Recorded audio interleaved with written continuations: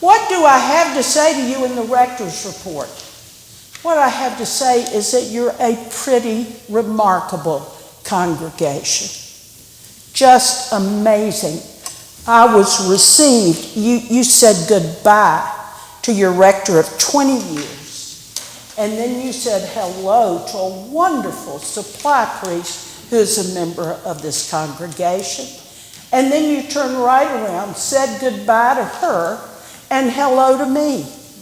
There's been tremendous change here.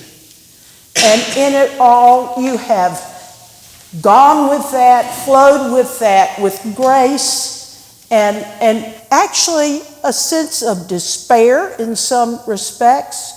Those of you who were very close to Rector Cindy Banks, and joy. The fact that, yes, you are a congregation and you are changing. And that is the nature of life and ministry, and that is change. So I'm here really because of the change that you are facing.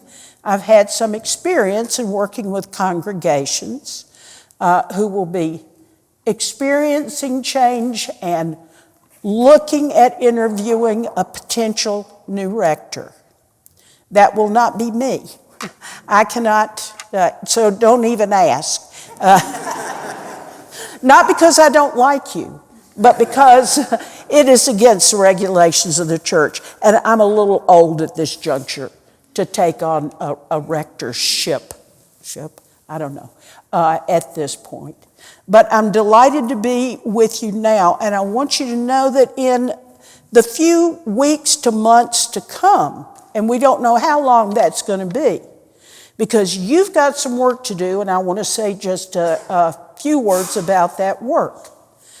That work is you are going to be talking with each other, and our staff member from our diocesan church is coming to talk with some of you about that, about what that entails. But you will be talking with each other in groups, and you will be talking about what is your vision for this church for the future.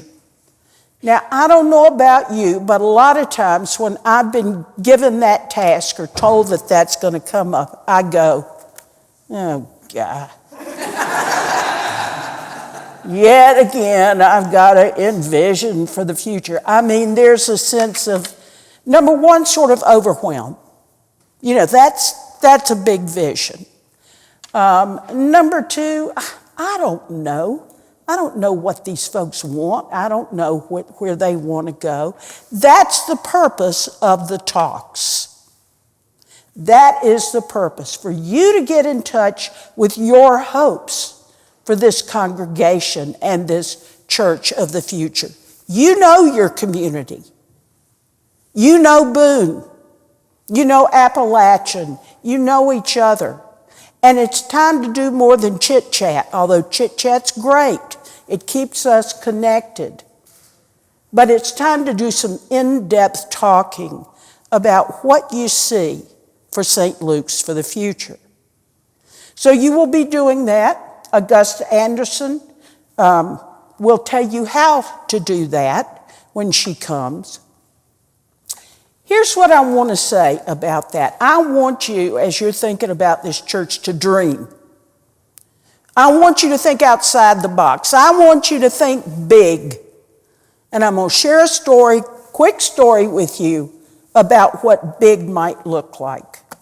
I had gotten to a church, and it's a great church, very much like you, a congregation of about 400, and they were doing great ministry. And not long after I got there, the director of children's ministries came to me and said, "We need a bus." And I looked at her and said, "What?" "We need a bus. Helen, the church needs a bus." Now, let me stop you here. I'm not recommending you all get a bus. So don't read that into this story. Just hear it for dreaming, okay? So anyway, I just said, no. Buses are expensive. I'm not convinced, whatever. So about 4 months later, she came back to me again and said, we need a bus. And I said, oh my gosh, Katie, bring a proposal to the vestry. You present it. We'll see where the vestry goes with this. So she did. She came to the vestry. She presented this proposal. The vestry was much more receptive than I thought they would be. A bus, now, please don't take offense at any other denominational people here, but there are other denominations that use buses all over the place. That's not the Episcopal Church. Or it hasn't been. Well, the end result of all of that is that she was right. The vestry was convinced. We went together and looked at buses. We bought a bus. We bought a wonderful bus. Not only did we buy a bus, but there was a member of the congregation that in his dreaming said, I'll pay for wrapping this bus. You know what that means, wrapping the bus? That means having, all of the addresses and stuff about your church on it. So we had a picture of the church on the bus, and where the gas goes was the red door. And people just love that. And that bus, we had people in the congregation, men and women, get their Class C driver's license so they could drive the bus. It became part of their ministry. They took kids to our diocesan camp. And all that time, the older people in the congregation, no offense, but in this congregation, there was a lot of, what do we need a bus for? My goodness gracious, why can't those parents take them wherever they need to go? That's the parents' responsibility. Well, I was able to say, hey, we have this bus. Stop complaining. If you want to give to it, fine. If you don't, that's fine too. But don't complain about it.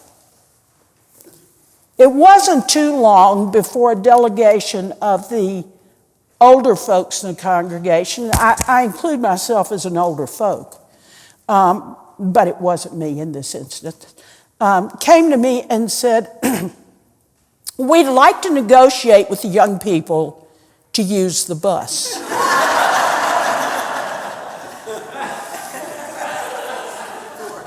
I said, what? You want to use the bus? Well, we were hoping that after church on Sunday, we could go down to so-and-so to the fish camp and eat before they needed the bus for EYC. I said, well, I tell you what, I'll bring it to their attention. We see what they say.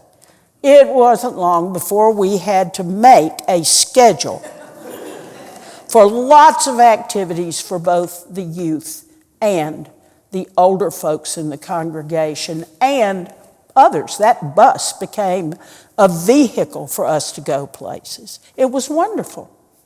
I'm not going to say they. Katie was dreaming outside the box. Plus, she came from a congregation that had a bus. And she knew what happens with ministry in terms of having a bus. So, it was a wonderful thing. It's still a wonderful thing. They're still using that bus. So I'm saying to you, okay, I don't know that a bus is for you all, but what is? What are your dreams? What works here at St. Luke's? And you need to speak to it. You need to speak up when it comes to sharing these things. I know a lot of people in a lot of groups don't like to talk. They just don't. Well, I'm here to encourage you to open your mouth and share your dreams. It's important for us to hear your voice. And to get rid of the voice inside your head that says it doesn't matter. It does matter. God may be telling you something that nobody else is hearing. And you may not hear it until you speak it. Until you speak it. So, when you get your voots, when you get your groups to share your information, please bring those dreams into the conversation and see what you see for the St. Luke's of the future. And I invite everybody to begin praying about that now.